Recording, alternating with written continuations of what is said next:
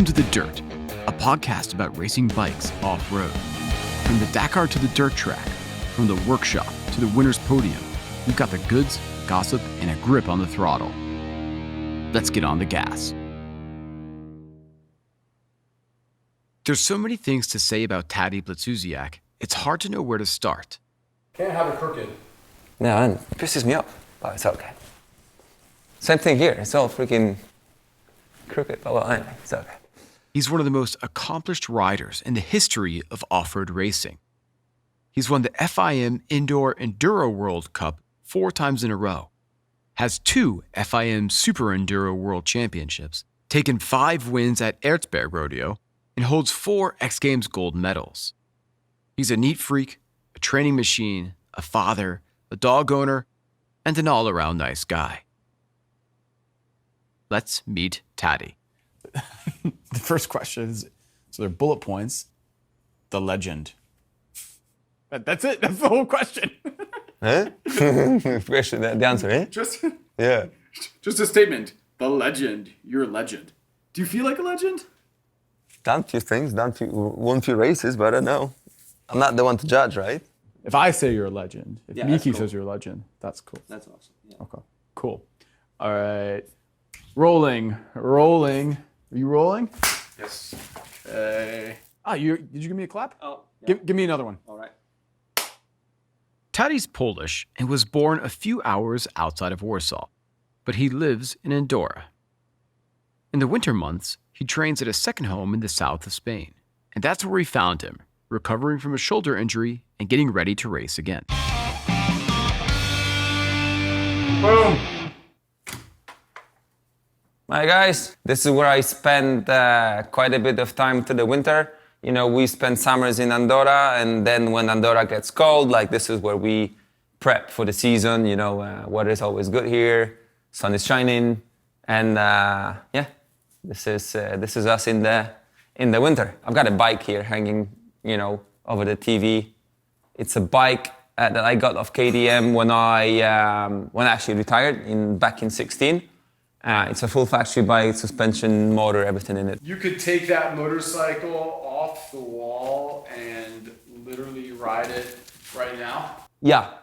You have a working motorcycle hanging on the wall? Yeah, basically, yeah, the full factory one. It's my wife that she wanted to have it here, and you know, I'm cool with it, and it's been such a big part of our life that, you know, she wanted the bike on over the TV, like she said it was gonna look cool. I was like, okay, let's do it. As I raced that last race in 16, like this is basically the bike that I raced that race. Everything. No tires on it, and I know. So all you need is oil and gas and good to go. So yeah, a few of my X Games medals here, World Championship medals. Oh, it's all a little bit crooked, but it's okay. Some few cool helmets, like this gold helmet I got, you know, of Red Bull. X Games gold from the guitar from 14 in Austin, from Texas X Games, trophies from Enduro Cross in the US. This is Pablo. Pablo, say hi. Cool. Yeah, so yeah, this is where I spend winters. This is my winter training, you know, spot. This is what I prep for the season. Plus, you know, the GASGAS factory is in Enduro now. It's just around the corner from here.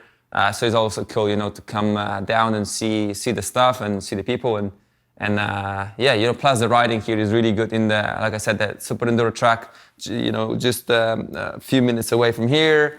We've got some mountains, some trails, some motocross tracks. So basically everything what I need, you know, to prep in the winter. So it's definitely a good spot. These are my practice bikes. All the race bikes are in Italy. This is where the team is located. So all you see here this is all practice bikes. You know, this is my practice 300 two-stroke that we use for hard enduro. It's basically the same spec as my race bike. You know, the guys are going like we change parts with.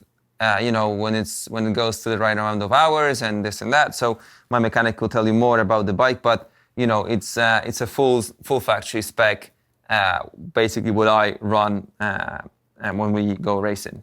yeah, what you see here is my practice bike, mecca. Like this is where I have all my stuff, to get the training and everything done. So all the work behind the scenes is done here. This is my Spanish house. This is the house I use for all the prep, to the winter. So the most important time of the year. And this is where the grind happens. I'm not sure if I'm in like a bike workshop or like a little mini museum right now. It's very clean. Does any do things get dirty here or? Yeah, they do, but they do get dirty. Well, because of what we do. But well, I have a full-time mechanic that works here, so we always keep things clean and tidy. That's the way I am. I like things organized, and I like to work with in my routine and having things done the certain way. Some people might think I'm weird, but I just it just makes me when I have them things done my way, it just makes the job easier. I like things done certain ways, and if that makes me happy and I can put in the work, this is the environment that I need to get it done. I've just met your wife, and your 3-year-old son. Family is super important to you. Oh yeah, for me, family is everything. It's I've built everything around my career, but we are in it together, and so it's like it's our like a little family adventure, that it's all around my schedule, but we're in it together. So for me, it definitely is a big it's a really important part of my life. Becoming a pro motor rider is a hard grind, and for most people, it's a long process. The same was true for Taddy. However, it was one race in 2007 that changed his whole career, the Red Bull Hare Scramble, now better known as Erzberg Rodeo. What were the moments that actually let you realize most people are going to take this path, but I can go over here? Yeah. Any moments that stand out for you like that? I would say the breakout moment was when the breakthrough or breakout moment was when I got on the KTM factory team, when I won Erzberg. I showed up to this, race. I knew, I knew what kind of race it was, but I never expected, to win it. And, my first attempt at it, and, ended up winning it. So that was a massive thing, it's first impression thing for sure, I showed up, won, and rest is history. So definitely that was the breaking point, it just changed everything, just 180 degrees. Let's go into the details of that, maybe even of that day or the couple days before. Really recount that day for me in detail. So so what happened is I actually had some issues with the team I was riding for. I was still riding World Trials Championship, so I decided to take some time off. That was beginning March, so it was right after the indoor season. We actually split ways with the team. So we're out there with a friend of mine who's an enduro rider, racer, and we having a beer or whatever, having a meal, and we're talking about Erzberg, and that was a few days before the race. And he's he actually hurt his ribs a few days before, and he was supposed to race. And then he said hey, you're not racing. I mean, you've got time now because of what happened. So what do you think if we just go there and have some fun? I'm yeah, sounds like a plan. We ended up going to Erzberg, and it was just a fun trip, of two friends, two racers, and, with no commitments, with no expectations. So, yeah, we showed up there on the race, a few days before for qualifying, we done qualifying. Then we got offered a new KTM bike, and so I was okay, this bike's way better than what I had. So I ended up racing on a brand new KTM and ended up winning, which was amazing. And at that point, had you done a lot of hard enduro? Never, nothing. Yeah, I rode enduro bikes before, obviously. I had an enduro bike at home just for fun, but I never raced. I've done some local stuff, but never really, focused on it. So it was pretty cool. Got onto the start line with all these other bikes. Was it let her rip, or were you maybe I better hold back a little bit? What was your mindset? I'm a racer by nature, so when I got there, I was actually super late at the start because I didn't know it was a dead engine start, so I was they said all right, kill them bikes, and I did, and I thought they're gonna I don't know, do a little briefing or something, and then, the flag went, I'm whoa, and we're racing. So I was actually mid-pack off the start, but I started picking up riders. I'm a pretty good sprinter, I can sprint really good, so, I got to the front straight away. And at some point, I was actually leading, and I thought I got lost because there was no one else, because I didn't know I was leading. And then I got to a checkpoint and the guy's like, you're leading, like, keep going, keep pushing. And I'm like, oh, that's cool. So, like that point I was like, oh, I mean, let's try to win this race. But I was only like, half hour into a 2-hour race. So it's still a long way to go. So, I kept pushing as hard as I could, rode as hard as I could. And we ended up winning by, I think, like 1.5 minutes, which is pretty cool. Was it really like that after you won that first Erzberg, where like you win, go to the podium, and then the phone just started ringing with offers? Was that mean like literally like the next 2 to 3 days or something? Like people were like, "Yo, Taddy, get on our team." Like yeah, literally that way. Yeah, like I signed with KTM I think 5 days later, and I spoke with everybody in them 5 days. Okay, so win Erzberg. Yeah. 5 days of like boom, boom, boom. Yeah. 5 days of like, business and everything. KTM Red Bull contract or KTM contract 5 days later. Yeah, it was a KTM contract 5 days later, and the Red Bull deal a few months down the road, and Fox deal, I don't remember, it was the same year I believe, and like lots of big good sponsors, that been with me for years and years and years. So it was fun. It was awesome. Who's that behind us? Yeah, that's my son with my wife. Hey, Maxi.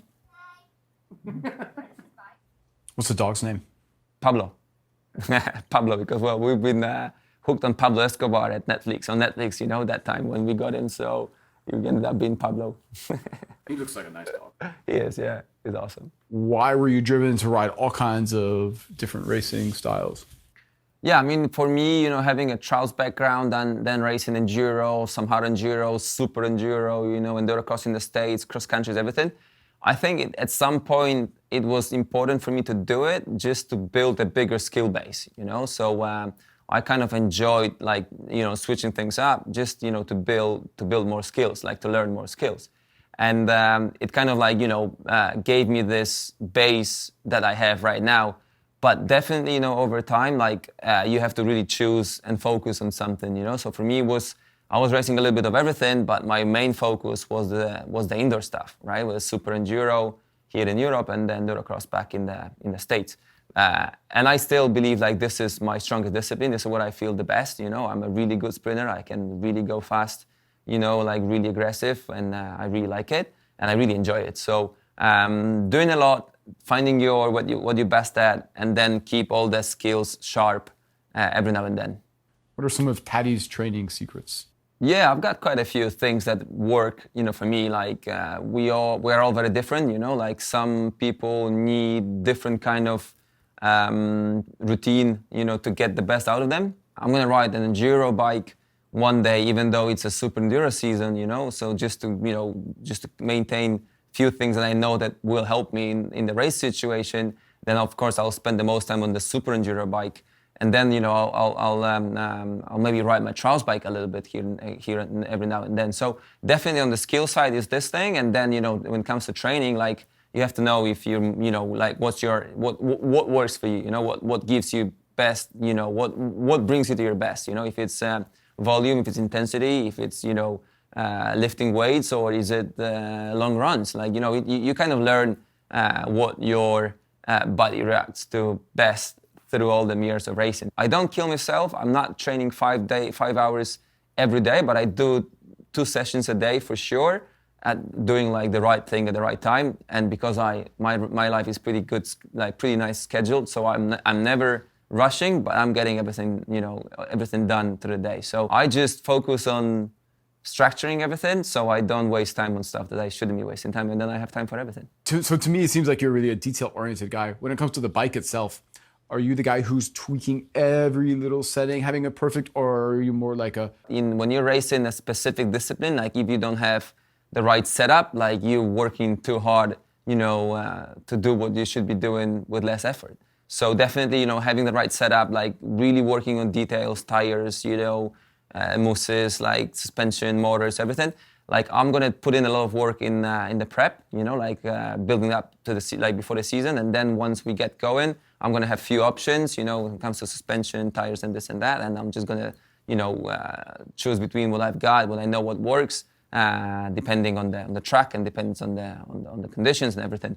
So I'll have few scenarios worked out, and then I'll just go between those backwards and forwards, and definitely ready. Like the work we put in through the winter, like it's gonna be gonna get us race ready for the season when the time comes. Give me a super specific example. So imagine you're getting ready for a race at whatever track. You can imagine one that would happen in the next few weeks. Yeah, so definitely like through the hard enduro season, it's a little bit easier because like hard enduro pace is, it's like a little bit like a rally, it's like a 95% pace. So it's like you still have this 5% because you're not going to go 100% all out, for 6 hours because no one will. There's no way you can do it. Like a marathon runner is not going to go as fast as a 5K runner, right? It's simple. So with hard enduro is more about, the setup, like, the balance of the bike, the suspension, the tires. I mean, suspension, not as much, like a few clicks here and there, but suspension is pretty much, I keep it pretty much the same the whole season, like just, like get some balance stuff and this and that. So this is a little bit easier when it comes to indoors. Like when you race indoors, like it all changes, depending on the track. There's lots of jumps or less jumps. Like soil, like if the dirt's different, like you have to adjust the different tires, different setting, and maybe the engine respond, and there's a little bit more. The closer to 100% you go of your speed, the harder it is. So, for example, Super Enduro, when it's the races are only 10 minutes, like we're talking like in 10 minutes.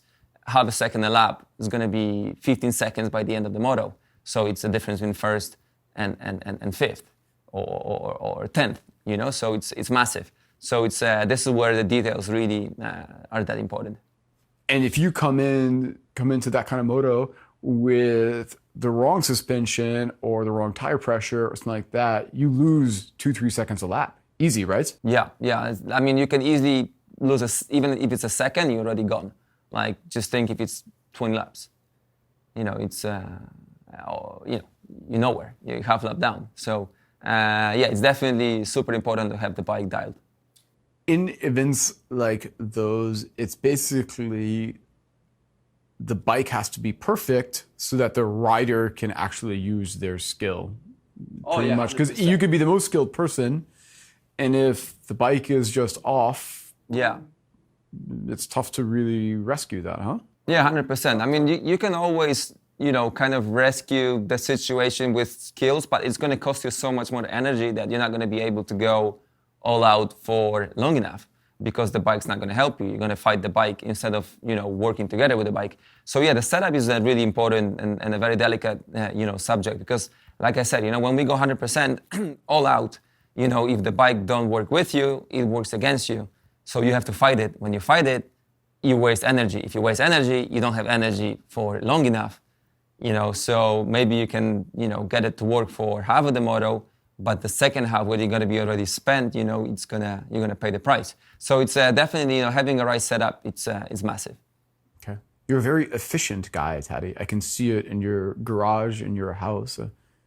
What is the most wasteful thing you have in your house right now? What is the most extra thing? Is there anything you need to throw away right now? I'm a really efficient kind of a guy. I like to have things that I need, and I don't like stuff that wastes my time around. So I don't think I have anything that shouldn't be here. It's just everything is pretty much, it's here for a reason for sure. Talk about X Games. So going back in time when we first learned that Endurocross was going to X Games, that was something huge, for Enduro, for off-road. It's the biggest scene, hundreds of millions of people that watch it around the world, ESPN. So it was something really big for us, for the sponsors, for me, for us, the racers, for the sponsors, for the teams, for everything. So, we got to live like a good 7 or 8 years racing X Games, which brought the sport to a new level, brought my name to a new level and everything. So it was a massive achievement for the sport and for the athletes. So we definitely put in a lot of work, won a few, got second, I think once, got third twice. I believe I won 4, which is pretty good. We got 4 gold medals. It was an awesome experience, and it was awesome because it was really different. Being at this event with all the skateboard guys and BMX and everything. It's they have a huge audience, that follows it. So it was cool, to get some of them guys, their fans, transferred to our thing. It's cool. do you think you have another Erzberg win in you? Do you think you can claim another win at Erzberg? I think there is like definitely I could do it. You know, if everything goes smooth, if I have a good race and everything goes my way. Like I said, you know, I was always more of a sprinter guy. You know, I'm more of an Enduro cross and super Enduro guy. And you know, since I came back to race West, the West is a multi-discipline, Enduro discipline series. And right now, the West went hard Enduro away, so it's hard Enduro only. And I'm not really a hard Enduro specialist, you know. So for me, it's you know, I've been away from hard Enduro for 10 years. So it's a little bit harder for me. For sure, I think it can be done. But you know, I know I can win a Super Enduro World Championship. I know I can win in America. You know, I can be in contention. I know I can win Erzberg, but you know, it's gonna take a lot of prep and everything. It's gotta like work 100%, which is very difficult in the outdoor races. What is the most important stage in off-road bike racing right now? Yeah, definitely. You know, when we used to be on X Games was something incredible. You know, we brought, like I said, we brought the sport to the new audience, which was amazing. Right now, you know, you have to always remember that there's all you know, hardcore fans that they follow everything. You know, so we still race for them. We still sell bikes to people that race bikes. It's always cool to show it to the new audience, but you're not always sure if this is the audience you sell the bikes to, right? So we're still, you know, there's still a massive following, you know, in racing, which is really important because this is the final customer of, you know, for all our sponsors.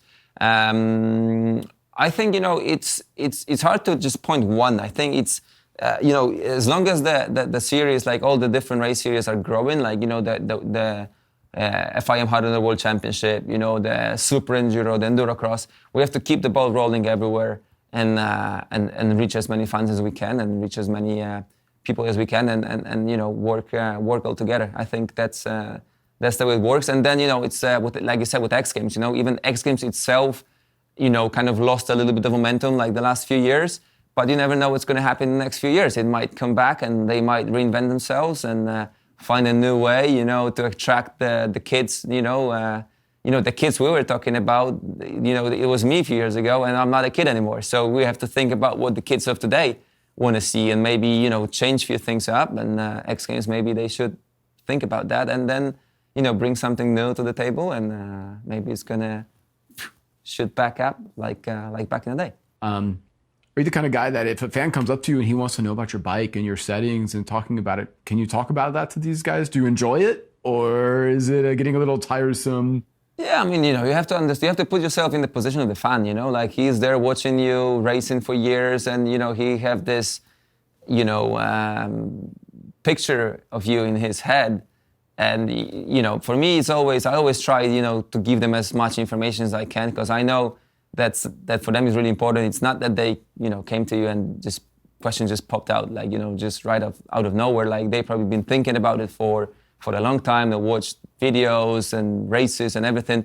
So it's really important for them, you know, for the fans. So I think it's really important, like to, you know, to commit and give something back, you know, to them. And if I can, I'll always answer as much as I can. I'll stay as long as I can at the autograph sessions and you know, like just be, you know, be there for them because like they like I said, if he came to ask that question, believe me that he's been thinking about what he's going to ask Taddy B when he sees me for a long time. So it's, you know, you have to like kind of like think about the other side.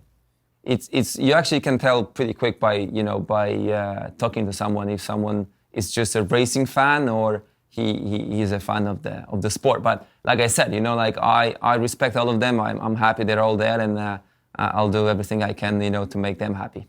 Tell us about the guys you're racing against on the track. Yeah, so yeah, I'm racing some, you know, I'm racing really good guys out there, like for sure, you know, like the young kids coming up. I mean, the young guys, you know, Letty, Billy, you know, then my kind of generation with, you know, Alfredo, Johnny, and, you know, all the other guys. And we've got Graham, who's been there forever.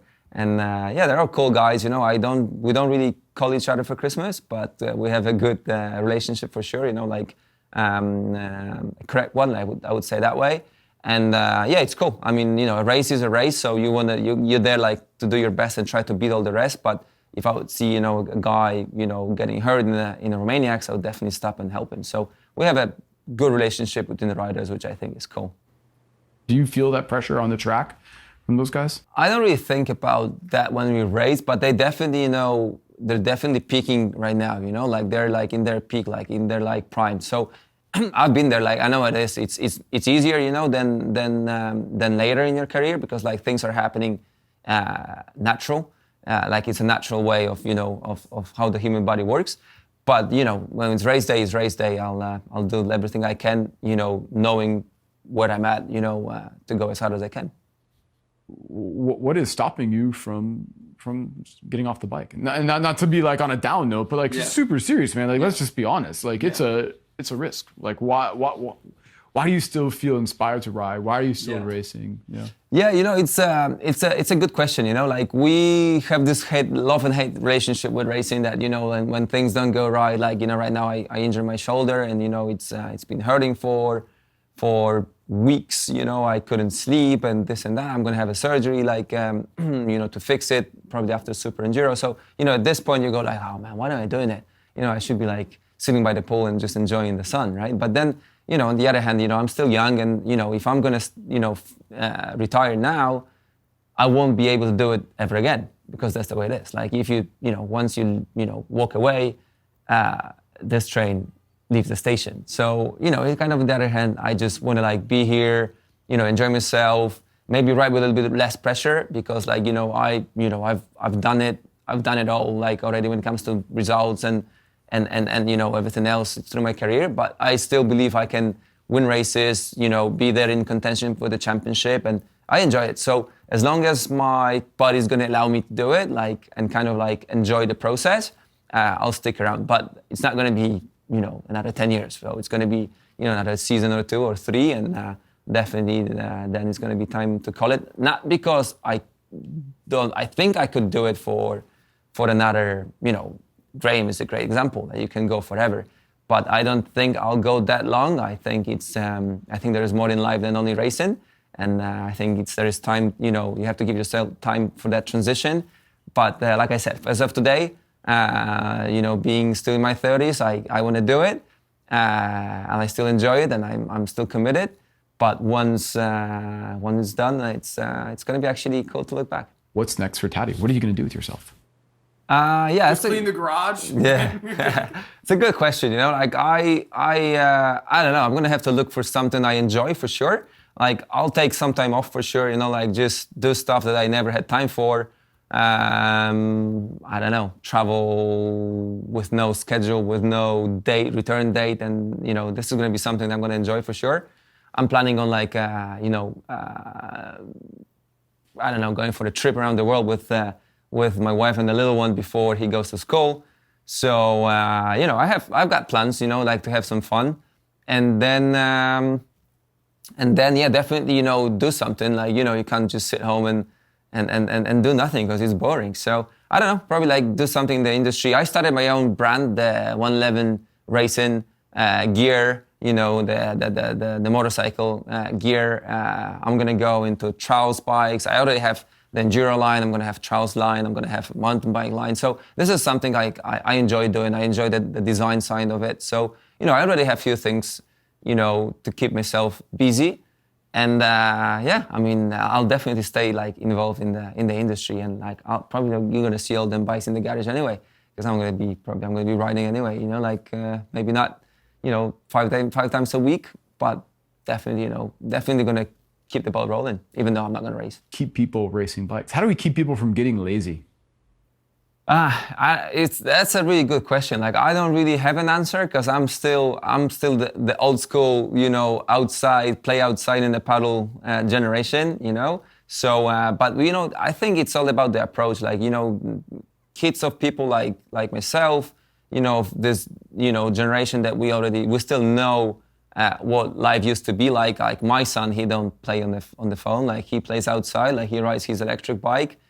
He sits outside all day, running around naked. So I don't know. I think there's still going to be people that they're going to be willing, to race. And it's it's not only business. It's the challenge. It's the whole, everything around it. So I think we're gonna be fine. Like I think the world's gonna find its natural way. Like there's gonna be a lot of people that are gonna go, swipe up way and play video games and everything.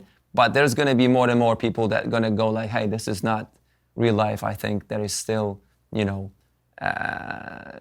cool stuff out there that you actually have to go out and do and sweat.